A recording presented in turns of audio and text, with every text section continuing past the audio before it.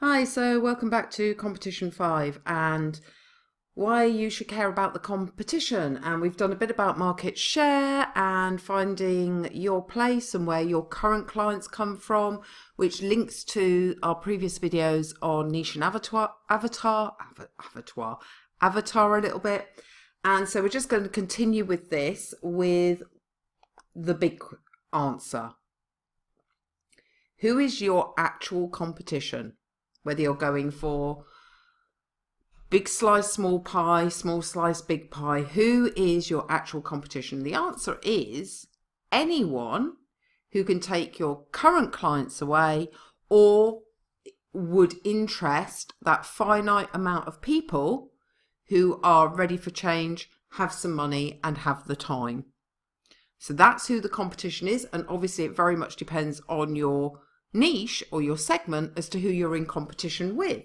But say you were going for the small slice of the small slice of the big pie. Say you were going for that. So you were going to go general weight loss, which is the most common sort of niche, if you want to call it a niche, that fitness professionals are interested in. Got a list here of competition examples, who you are in competition with in the client's mind. Maybe not in yours, but in the client's mind. You are up against Slimming World, Weight Watchers, or any other slimming club. Yeah, cheap and cheerful. Lots and lots of upsells. Fad diets, the latest diet. Don't necessarily mean your Herbalife here and your juicing. I mean your latest diet. So we've had blood type, Mediterranean, keto, paleo, primal, zone. There will be others.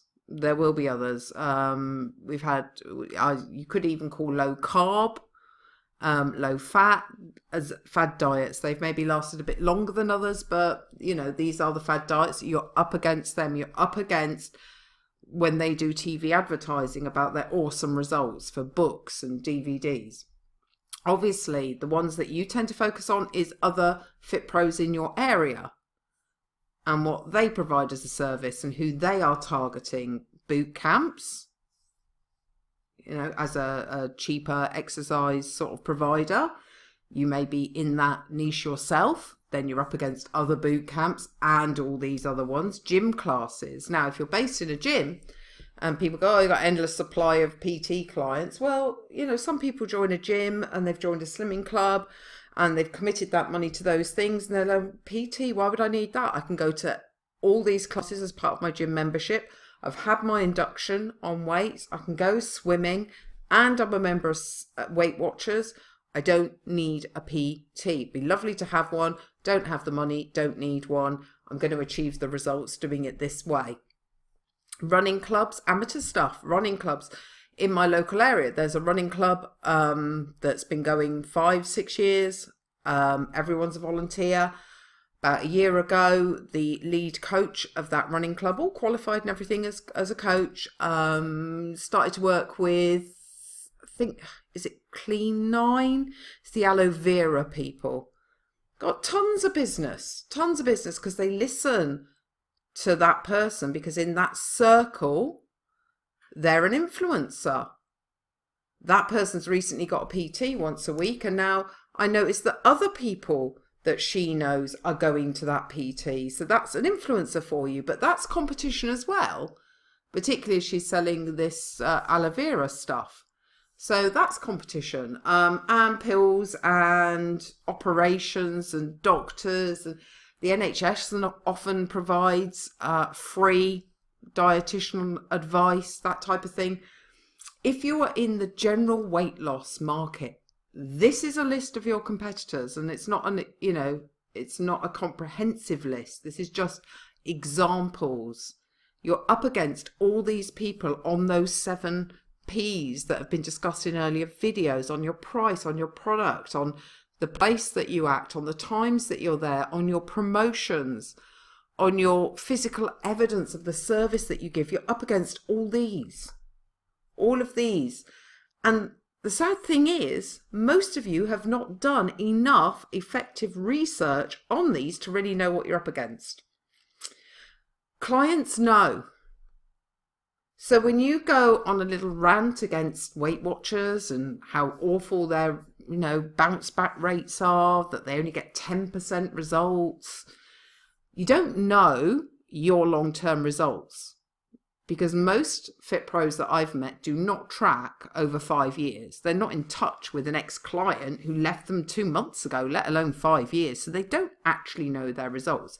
They don't even half the time know what they're talking about. They go on and on and on about Weight Watchers selling junk food because they're aligned with Heinz, with no clue as to what else Weight Watchers do.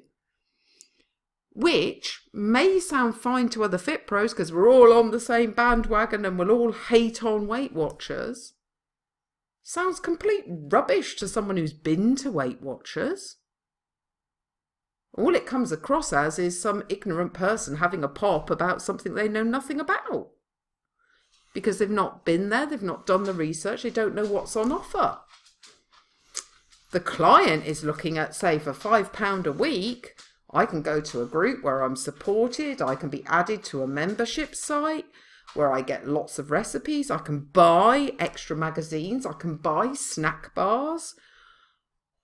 I'm encouraged with my exercise trackers and my food trackers and all my, physical evidence in the books that they give me every week when they stamp my card. And then you've got some PT who doesn't offer any of that, slagging Weight Watchers off, and yet the PT charges, nearly 10 times as much for an hour. So it may sound reasonable to you, but to your potential clients, it's not sounding very reasonable at all when you look at it through their eyes, which is why you really need to get to know your competition and the strengths of what they offer and the weaknesses of what they offer. Because then you actually know what you're talking about. And then you don't come across as not knowing what you're talking about when you go on one of your little rants. Right, so tomorrow, more stuff on competition and how to get to know what you're talking about. Okay, till then, bye.